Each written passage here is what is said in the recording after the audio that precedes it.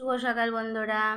আজকে সোমবার, অনেক সকালে উঠেছি, ভোর 6টার সময় উঠেছি। মেয়ে স্কুলে চলে গেছে।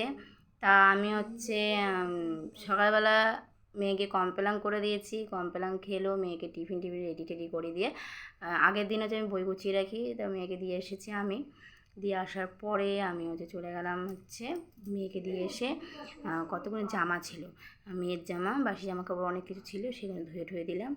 আমার নাইটি ছিল, সেগুলো ধুয়ে কেচে দিলাম।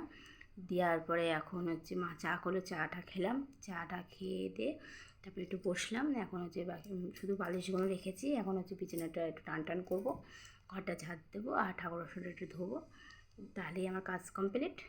তারপর জল ভরেছি, আর গোপাল ঠাকুর আছে, তার জন্য মা সবাইকে দিয়েছে। এখন শুধু আমি ঠাকুরটাকে দেবো, মানে একজনকে গোপালটাকে দেবো, তাহলে আমার হয়ে যাবে। ঠিক আছে।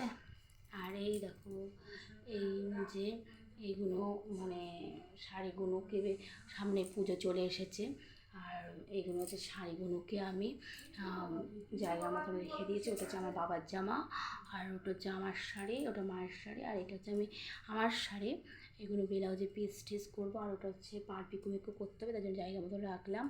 আর গুছিয়ে টুচিয়ে নিই। ঠিক আছে, এগুলো করলাম এতক্ষণ ধরে। আর এখন দাদার দুটো, একটা জিন্সের প্যান্ট আছে, একটা গেঞ্জি আছে, এগুলো ধোবো।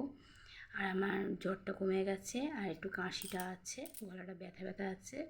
ভিডিওটা যদি ভালো লাগে লাইক শেয়ার করে সাবস্ক্রাইব করে দাও। টাটা, আবার দেখাবে নেক্সট ভিডিওয়ে।